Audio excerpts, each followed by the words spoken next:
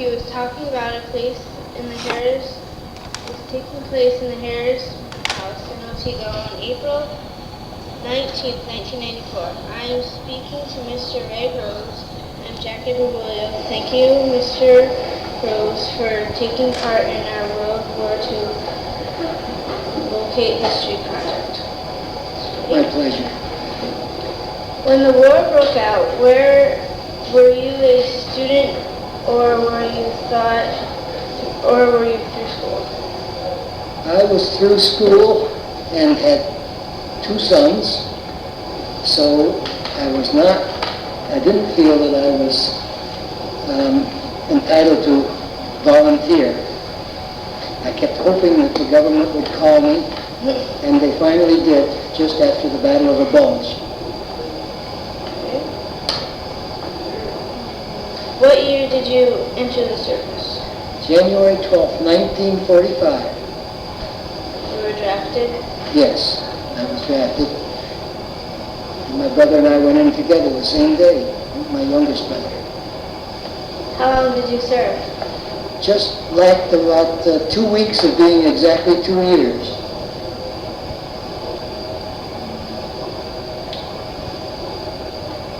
Where did you do your training? I trained at Camp Robinson, Arkansas for my basic training, and my brother Jim and I went through that together, and then I was chosen to go to OCS, which is Officer Candidate School. And my brother went overseas, and after he got overseas, he discovered that he could have gone to officer school too, but they didn't send him because I guess they didn't like the idea of both of us going to officer school. So he went on over to Okinawa, and I went to Officer Candidate School, graduating from that just about the time that the atomic bomb was dropped on Hiroshima, which meant that I didn't have to go to Japan saying, "Follow me," and so that probably saved my life. And what rank did you achieve? Second lieutenant. Okay. In what theater of war did you serve? This was called AFWESPAC, which stood for American Forces in the Western Pacific. What were your duties? Well, it was interesting what the Army did decide to do with me, because I was trained to train infantry troops. And when I got overseas, because my main civilian occupation had been farming, my orders said that I was going to go on duty at the quartermaster farm. And I thought, well, this will be interesting. I'll see how they farm on the other side of the world. Maybe I'll be able to plow with one of those water buffaloes. And as it turned out, when I got to the headquarters over there, they looked at my orders and they said, "Oh, this doesn't mean anything," and they just crossed it all off and put me for duty at a transportation corps depot, which was a place where they stored all kinds of equipment for the Army and Navy, and much of it outside. And another interesting aspect of it was that there was a group, I say a group, I don't know what group it was, but there were Japanese POWs there, working there, as well as Filipino civilians. So I was in sort of a polyglot group of people, not just a group of Army people. And we had some strange assignments because of that. What do you especially remember about the people and places where you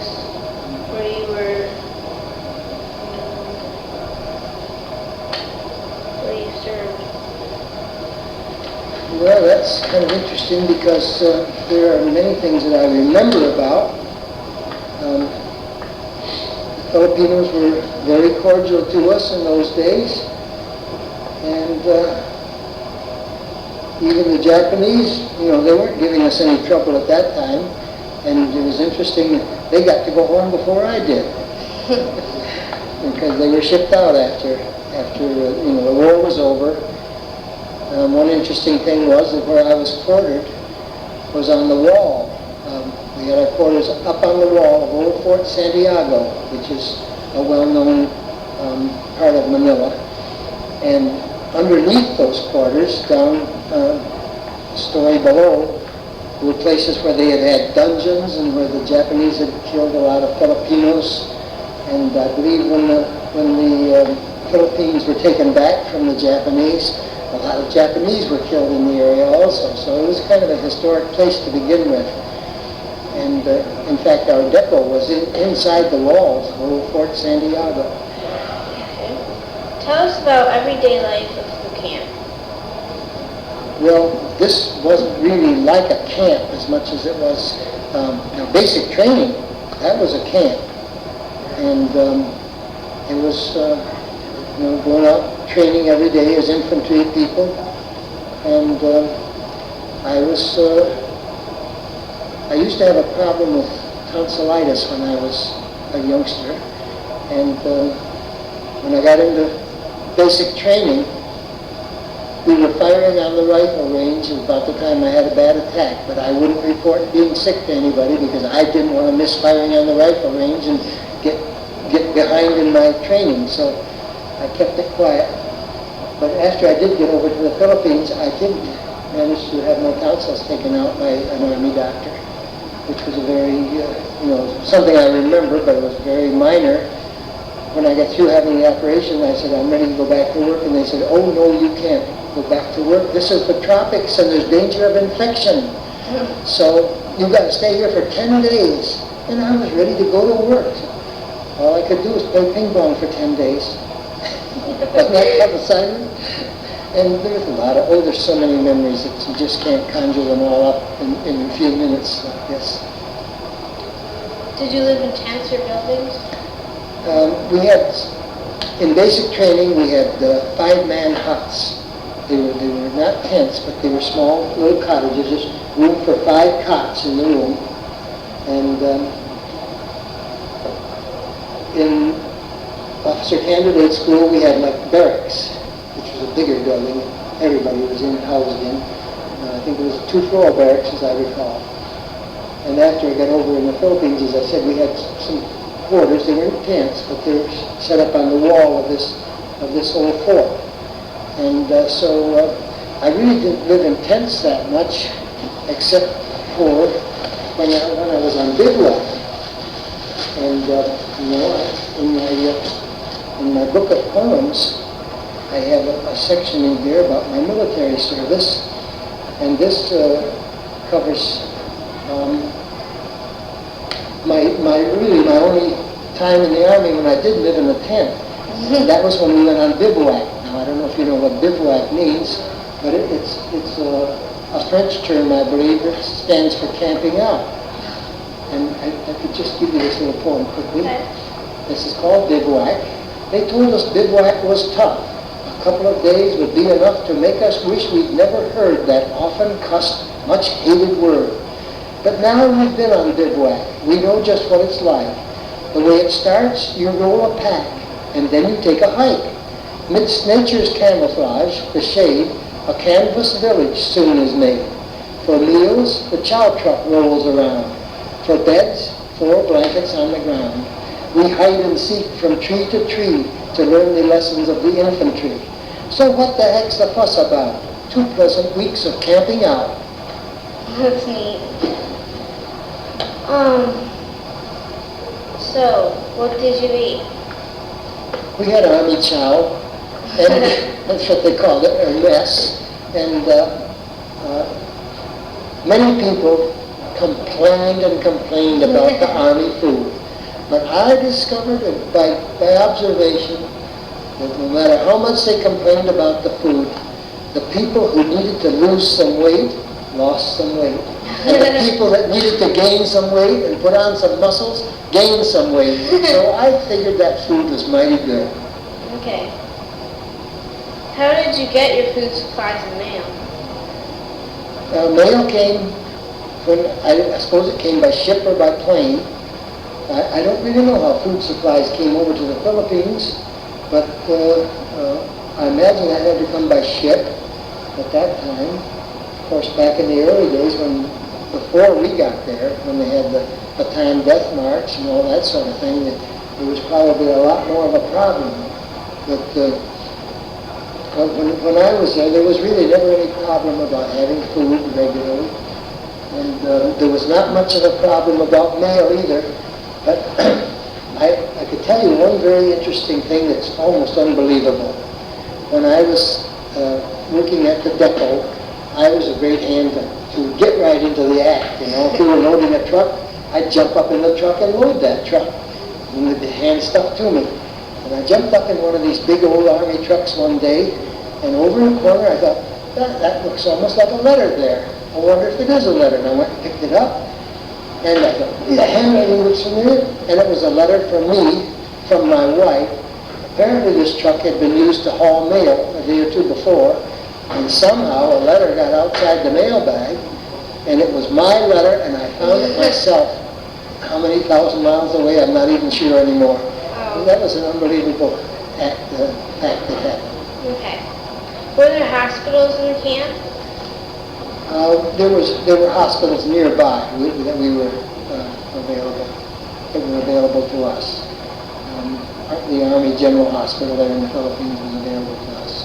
And I keep talking about the Philippines because that's where I was after I got overseas. But of course, in the States here, there were always hospitals nearby if anybody needed them. But the cute trick was to stay out of them. Did people get sick often? Not really. Most people were very, very healthy, and it was just, in combat, that would be something else. You have all these people to take care of that have been shot or wounded in one way or another. But when just being in the service, no, people didn't get sick that much. But they had sick calls, so if anybody was feeling that they really needed attention, they could get it. How did you get information about how the war was going? Well, there were always the radios, and the Armed Forces Network kept us informed, as well as there was, I guess the Army paper was the Stars and Stripes Forever. We had access to that. And we'd hear daily bulletins over the airwaves. Okay. Have you kept in touch with any of the friends you made in service? No, and that is one of the things that really, really makes me feel sad. And I could tell you something about that more quickly if I just find the right one here. Of all the great guys I met in the service, I think it's only my brother, who was in there with me, and another one who was a good friend of my brother's in Florida. We still know each other, and but they're the only ones of all those great guys I knew. And a lot of times we'd take addresses and we'd say, well, we're going to write afterwards. I don't know what became of those addresses, but it never happened. And here's where I answer that complaint right here, and it's called complaint. Against the Army, I've a gripe. It's one that can't be cured. It's not the food, another stripe, or any of the usual tripe, but I've met and known so many friends since I've been in the service. We part, and then our friendship ends. We never meet again.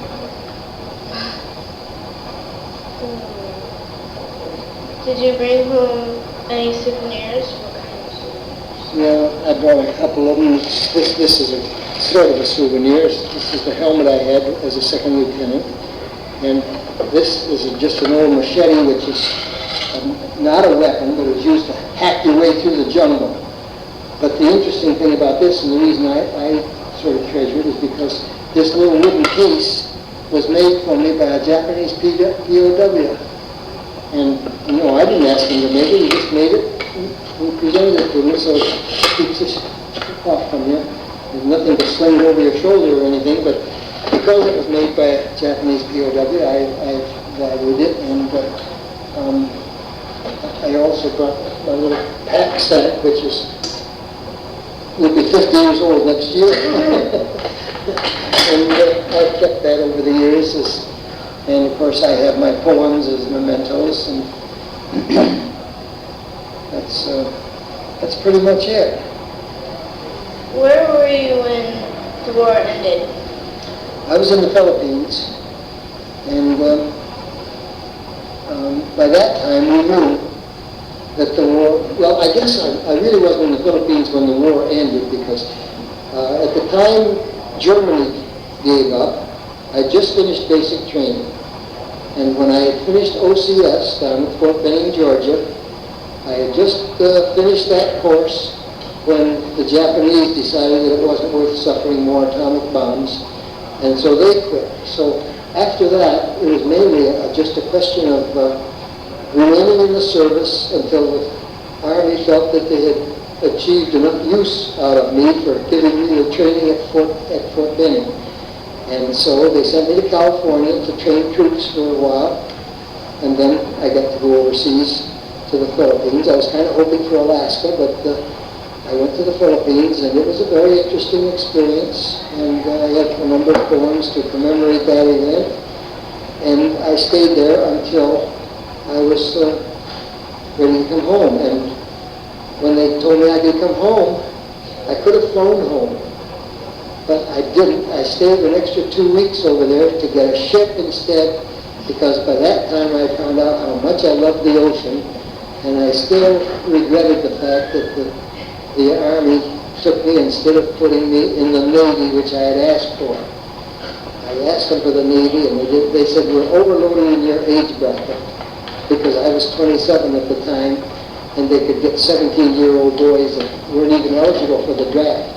So I missed out on the Navy, so I got to be reincarnated. Next time I'm going to be a sailor. Have you returned to where you were during the war? Not as far as the Philippines are concerned, and actually, no, not any of the places. I've never gone back to them. I was stationed in California for a while, and I've been back to California, you understand, but I've never been back to the camp. Same way with Arkansas. I crossed Arkansas, but I never went back to the camp. Fort Dix, I never went back there. That's where I was inducted. And when I went to Fort Dix, I rode on the old D&H passenger train, the only time I'd ever ridden on a train in my life up till then. Really? Yes, I rode to Albany on the train, and then we went to New York on the train after we had our physicals up there. Okay. And that was an interesting experience for a young boy that had never been off the farm, even though I was 27 years old and had 2 children. Would you have liked to? Why or why not?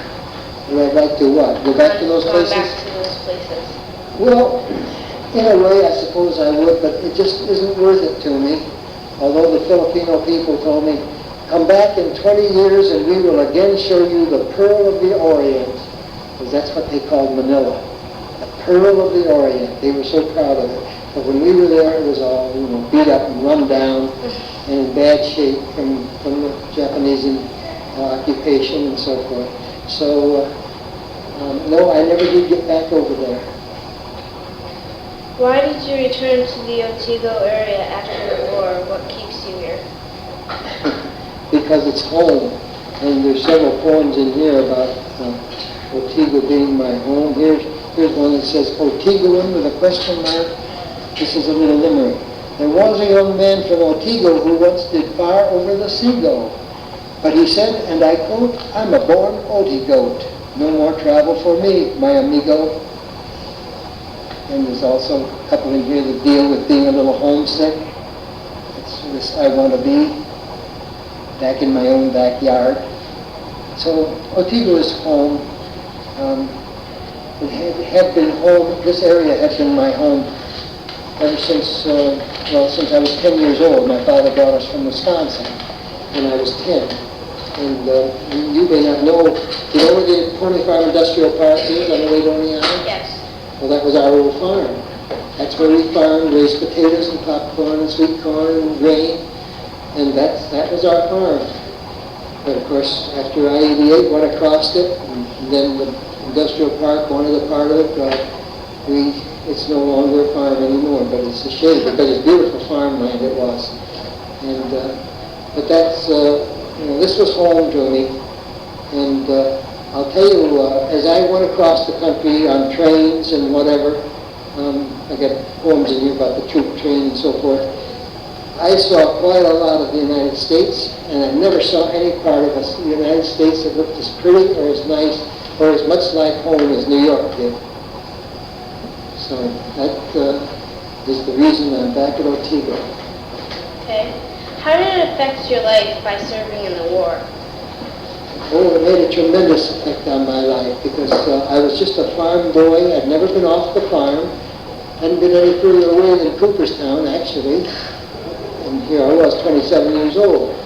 And I got in the service, and I was so surprised that a boy, a farm kid, with a high school education, and was able to go from a buck private to second lieutenant in one jump.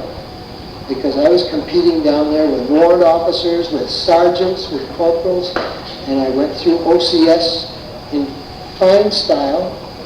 And I want to tell you a little story that will give you an idea of how I think the service affected me. I had a young forester working for me one time, and he told me about going to college. He said, you know, the greatest thing I got out of college wasn't the knowledge I gained, or wasn't my diploma or my degree. He said, the most important thing I got out of college was it gave me confidence. And I said, you know, I got the same thing in the service. And that's one of the big things the service did for me. And if a young person comes out of school and is not ready to go to college, and isn't sure what he wants to do or what he or she wants to do, I can think of no better thing to do than to spend a few years in the service of the Army or the Navy or the Marines and do some growing up and find out, get some confidence. I think that that's the greatest thing that I got out of the service. How did being in the service affect your family? Well, in some ways, I guess it affected them quite a bit because they were alone for 2 years, but they stood it very well. And after I came home, I managed to have 2 more children, and so we had a pretty much normal-sized family for those days, and I don't believe that it was a particular hardship on them. We had what do they call it? They had a amount of money that was taken out of your paycheck every month to go home to your family, so they were taken care of. And of course, I didn't need a lot of money in the service because I didn't really need much of any. So most of my money came home, and I don't think my family ever regretted my going in the service, except for my father. He took it real hard because I was his help on the farm. And he didn't have any help, and he left the farm lay idle for 2 years. And then what happened was, my youngest brother, who went in the service with me, got home a few months before I did, and so he started helping Dad on the farm, and I found other work, and that's changed my life again, because then I was able to go to work in the post office, and that's where I finished up a career of 37 years in the post office. So that did change my life a whole lot, because otherwise I probably would have stayed right there on the farm, and I'd have been like a hired hand for many years. Why do you think it's important to preserve the stories of those who lived during the war years? Well, I think it's very important from a historical standpoint, for one thing, and because we are a part of history. And I think it's also important to impart to some of you younger folks. I know some people are like, oh my goodness, I got to go in the Army, and maybe I ought to commit suicide or something. It wasn't like that at all. It can be a very positive experience if you accept it in that light. Say, okay, whether you do it voluntarily or whether you're called up on draft, you can say, I'm going to make the best of this situation, I'm going to do the very best I can, and it will turn out, I'll guarantee it will turn out to be a positive experience for anybody who decides to do it. Are there any other memories or thoughts you would like to share? Well, that's quite a few of them right there. I don't have any big battles to talk about but I was ready. The second lieutenant is supposed to be out in front of the group, and he's standing out there saying, "Follow me." Well, naturally, he's going to be the first one shot, But I was ready for that, and I was prepared to give my life. And I would do it if my blessed United States of America said, go over here and do this because it's going to be something that's going to be good for your country, I would go. And I think that's you don't question it. You just say, this is what I'm told to do, and I'm going to do it. Okay. Thank you very much for this interview. You're welcome. I'm happy to be part of your little historical exercise. Oh, wait, do you know your serial number? No, I can't remember my serial number, but of course I had two different ones.